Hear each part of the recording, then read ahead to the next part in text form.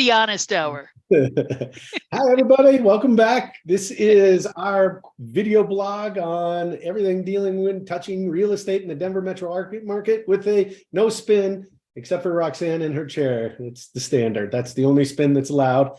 What are we talking about today, Rox? Why, oh, where has the inventory gone? Oh, where could it be? Boy, we're talking to so many people right now who feel like they are just landlocked by what a beautiful interest rate their current house is in. Interest rate locked, right? They were fortunate enough to get a 3 or potentially even a sub 3% interest rate on their current mortgage, right? And so maybe even though they've had the life events where they're empty nesters now, everybody's moved out, they got more house than the husband and wife may need. And all of a sudden they're looking around saying, hey, we can downsize, but if we go downsize, we're moving into a smaller property, less square footage. We're paying the higher prices for those. And now we're going to have to pay today's interest rate, which may be double or over double in some cases where they're currently locked, which could mean that their payments are the same or more, or higher, right, for a smaller property that's out there. And so the people are just saying, you know what? Yeah, it's somewhat painful to have this whole house, to have to maintain it, to keep up with it. But that pain of staying in this property is less than the anticipated pain of paying those new mortgage payments at a higher interest rate at the same or more for a smaller property. That's right. That's right. So this is yet another factor that is contributing to this inventory crunch that we've got. And one of the things that I believe has been in a lot of ways the most stabilizing factor, right? In what other real estate market could you see the cost of money double in less than a year and it not cause massive drops in values? The reason it hasn't is because the inventory is so low and there's no end in sight in that, right? We've got this perfect storm. Yeah, I mean, it's showing in the numbers as of last week. Inventory was down by 8.8% week over week. 993 pending listings went under contract, right? So there's 1,000 that are going off the market in a month, and we currently have 3,721 in the Denver metro area for sale, right? And so the pace at which the listings are coming on is slower than the ones that are going off of the market. And we already have a severely constricted market as it is with inventory. That's right. So, you know, we saw houses. I mean, you look at the Great Recession, how the builders just stopped building for a period of years.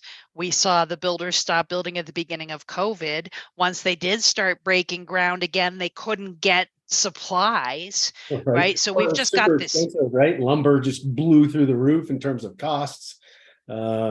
Labor was also an issue for a long period of time. So there was all those problems. And all this slowing of inventory being built. We just don't have enough houses for the people buying them. And now we've got sellers who would be out buying houses right now if they weren't landlocked with their interest rate. Right. And now with the interest rates that the Fed is out there, right, these builders aren't using all of their own money for building these properties. They're getting out, they're taking financing, right? So now that cost of money has exploded to them. And in turn, what we saw was a dramatic drop in permit pulls and construction starts. So they're slowing right down again. They're slowing down again because it's costing them too much. Their margins are getting squished. So they're saying, you know what, it's not worth it for us at this point. We're going to just start easing back off of that. Which is contributing to a lack of inventory that's out there on the market. It's just perfect storm. Cycle.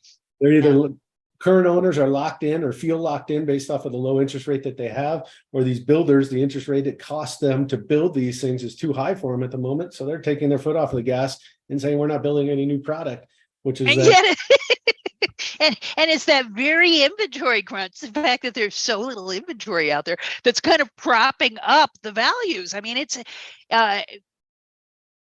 a nutty market, gang. It is. And all signs are just saying it's going to be getting even crazier as we start getting into the more active buying season, which That's we're right. on the front end of right now. So That's right. That's right. Here's the other thing too, is that um, anytime we see such significant, even though the top line result is that the values are still increasing, that increase has slowed a little bit. Houses are still gaining value. They're still a great investment. All of those things. It's like the building blocks, the puzzle pieces underneath that reality of data, top line data. These puzzle pieces are just redistributing and morphing and changing. 3% interest rate, 6%, 7% interest rate, low inventory, those, whenever we see that type of enormous shift underneath the surface level of that, there may be opportunities for folks, right? If you've got investment properties, for instance, this is a great time for us to be sitting down with you and reviewing your portfolio, reviewing how these investments of yours are performing. Many of them are probably doing just great. Maybe they could be doing better. Maybe you could be diversifying. Maybe you could be looking at 1031 exchanges. What are the options? Whenever we see huge motion in the building blocks of a market like this, there is potentially opportunity. yeah, absolutely. But it's very situational, right? So while we'd love to be able to give you just blanket advice over here, to honest hour and say, this is what you need to be doing. The reality is it needs to be an individual case by case study, looking at all the factors and different parts of the area, the town, all of that kind of stuff are going to factor into that. So it does need to be a one-on-one meeting. That's right. Down and dig into your specific situation. And then we can start strategizing about solutions or plans of attack from there. Right. Maybe that you go to ground and hang tight for a while. Maybe that there's some opportunities. So yeah, we'd love to talk to you about it. Give us a call. And as always, if you like this material, please be sure to share it out, right?